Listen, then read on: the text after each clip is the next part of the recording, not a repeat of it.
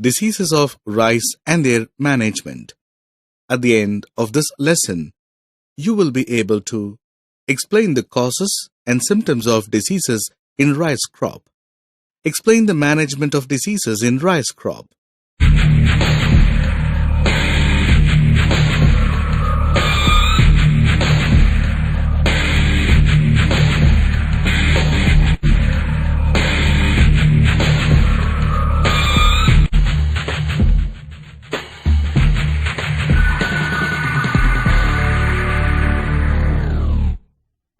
Do you know more than 250 million farmers cultivate rice in Asia? Over the past 3 decades, the production of rice has increased by 2.5% every year for meeting the growing food demands. However, a study conducted by the International Rice Research Institute, that is IRRI, revealed that, on an average, farmers across the world lose 37% of their rice yield due to pests and diseases. Most of the diseases in rice are caused by several organisms, such as bacteria, fungi, and viruses. This lesson briefly describes the most commonly occurring rice diseases in the Asian continent. Fungal diseases. Approximately, there are more than 40 fungal diseases of rice. They may be either soil-borne or seed-borne or airborne. Here comes the description of the most commonly occurring fungal diseases of rice plant. Blast disease. The blast is caused by the fungus Magna porthygria. The fungus infects the plant and produces lesions on all parts including leaves, leaf collar, nodes, stem, panicle, and grains. Usually the leaf sheath and the roots are left unaffected. Based on the location of infection, the disease is described as leaf blast. It occurs between the seedling and late tillering stage. When the fungus attacks a young leaf, purple spots are formed initially. Later, the spots enlarge into a spindle shape with gray or white center, surrounded by purple to brown colored borders, followed by the appearance of the yellow zone. The appearance of brown spots is observed only on older leaves. Neck rot and panicle blast. When younger neck nodes are infected, the formed triangular lesions extend around the neck, causing damage to the panicle. The affected panicles change to white in color, and when the infection prolongs, it may break and fall to the ground. Collar rot.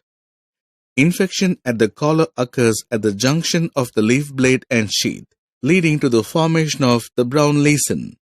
In extreme cases, the entire leaf may be killed. Node blast. Lesions appear on the stem nodes, changing the color of the rice tissue from brown to black. Culms and leaves at the infected node turn straw-colored and finally fall off.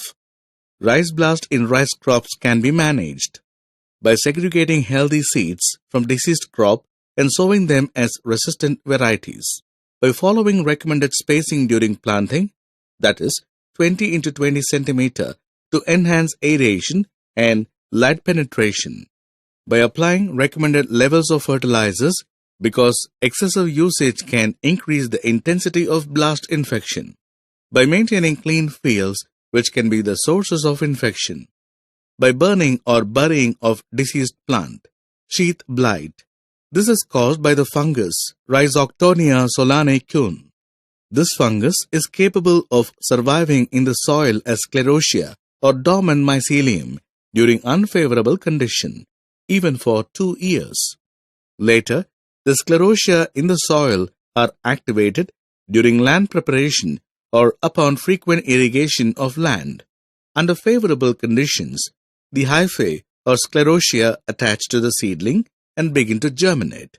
The sheath blight disease may cause a significant yield loss of about 10 to 50%.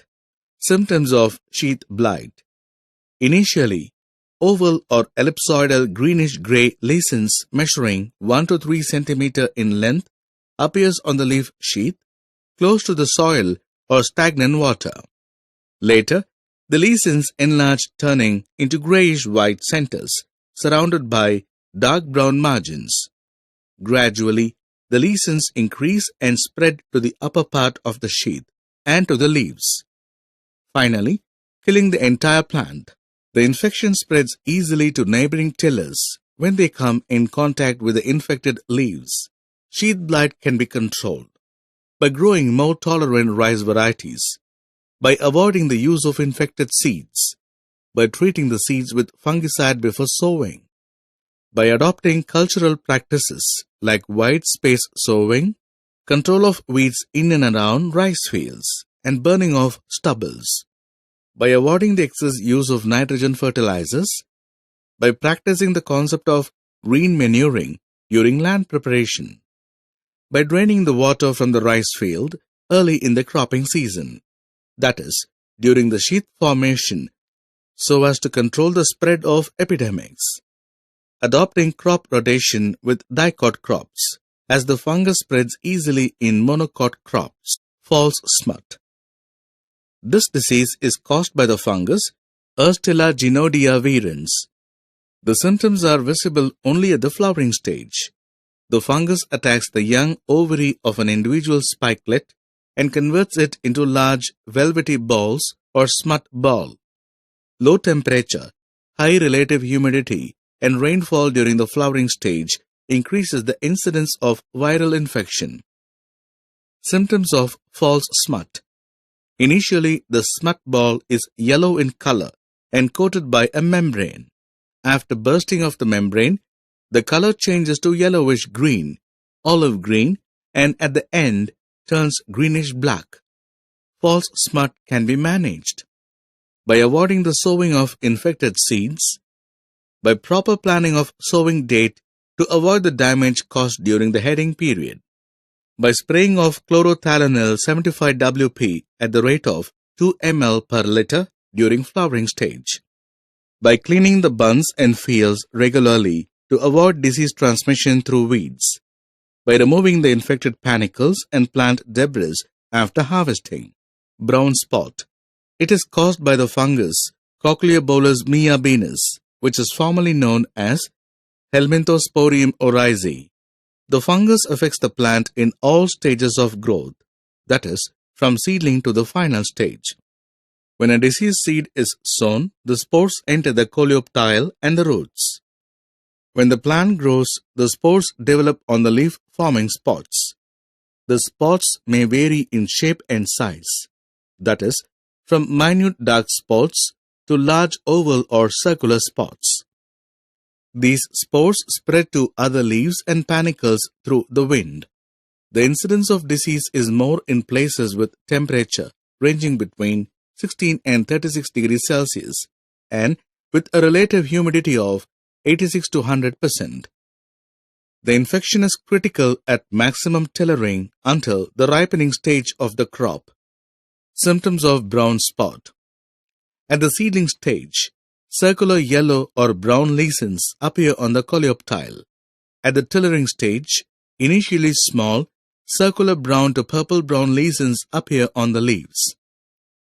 The fully developed lesions are mostly circular to oval-shaped with light brown to gray center, which is surrounded by reddish-brown margin. In some cases, the lesions are 5 to 14 mm long, causing the leaves to wilt. Dark brown to black oval spots are visible on infected glumes and panicles.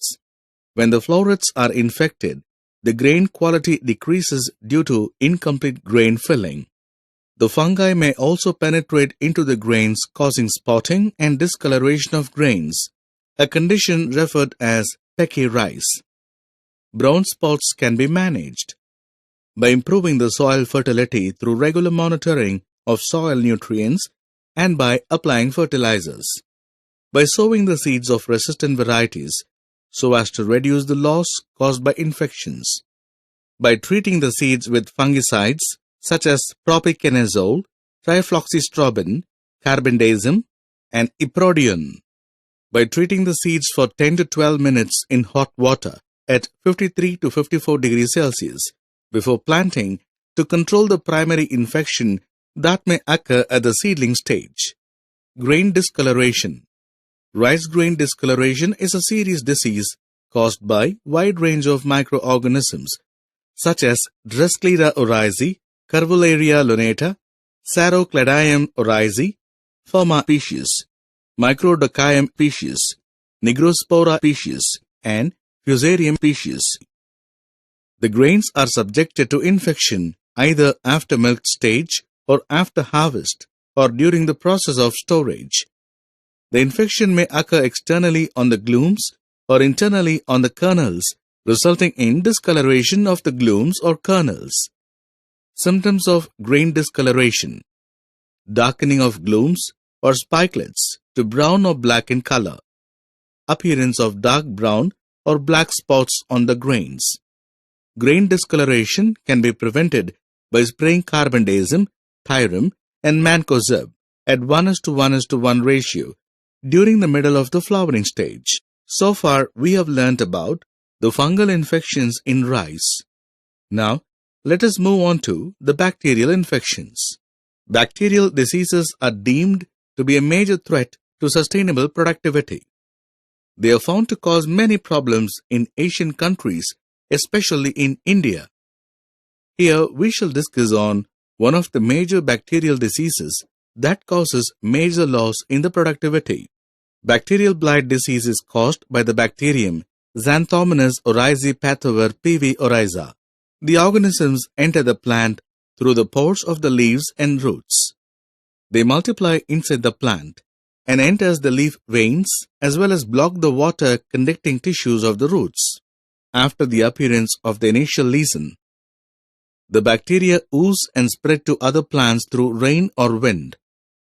An atmospheric temperature of 25 to 34 degrees Celsius and relative humidity above 70% is considered desirable for the growth of these bacteria. Usually, the loss of yield is anticipated to be over 60% when the crops are affected by bacterial blight. At the initial stage of infection, we can notice water-soaked streak appearing near the leaf tip and margins. Gradually, it transforms into yellow and straw-colored stripe with wavy edges. At the crease-egg phase, the leaves turn grayish-green, wilt, roll up and later wither. Finally, the entire plant will dry or die. Bacterial blight can be managed by growing resistant varieties that can withstand the infection of bacteria, by correcting seeds from disease-free crops and disinfecting the seeds before sowing, by adjusting the time of sowing and transplantation to avoid rainfall during tillering, by avoiding transplantation of saplings in waterlogged areas that are susceptible to flooding, by employing shallow irrigation which can help in minimizing the spread of bacteria, by using the appropriate dosage of fertilizers containing nitrogen and potassium, by maintaining field sanitation through the removal of infected straw and chaff that act as carriers of disease, by burning the previously infected crop residues without leaving them in the field. Let us now learn about the effects of viruses on rice crop. Viral disease is yet again a serious threat to rice cultivation in Southeast Asia. Here, we shall focus one of the most virulent types, the rice tongue-row disease. This disease is caused by two viruses, namely rice tongue-row bacilliform virus, that is RTBV, and rice tongue-row spherical virus, that is RTSV. These viruses are transmitted from an infected plant to a healthy plant by green leaf hoppers. A hopper which feeds on an infected plant for 30 minutes acquires this virus, and when the same insect feeds on a healthy plant for 15 minutes, the virus gets transmitted to the healthy plant causing infection. After acquiring, the hopper can instantly transfer the virus in 2 hours or within 5 days. Basically, the virus is no longer virulent after 5 days, unless the insect reacquires the virus. Symptoms of rice tongue-row disease. The infected plants show stunted or reduced tillering. The leaves turn yellow or orange-yellowish in color and may also develop rust-colored spots. The discoloration starts from the leaf tip and extends down to the blade and to the lower portion of the leaf. Infected plant delays flowering and the panicles formed are small and unfilled or may have discolored grains. These viruses can affect the rice plant at any growth stage, particularly during the vegetative stage. The rice tongue disease is well managed by cultivating resistant varieties, which is resistant to tongue virus or leaf hopper. For example, IR36, IR50, etc. By observing the fallow period for 1 month, that is, leaving the land unseeded after plowing and tilling to monitor the spread of vectors in that area. By following crop rotation in the field, which is susceptible to infection. By settling up light traps to attract the leaf hoppers and to reduce their population. By applying the insecticides and fertilizers. By clearing the infected stubbles after harvest to destroy the eggs of leaf hoppers. Summary. Let us recap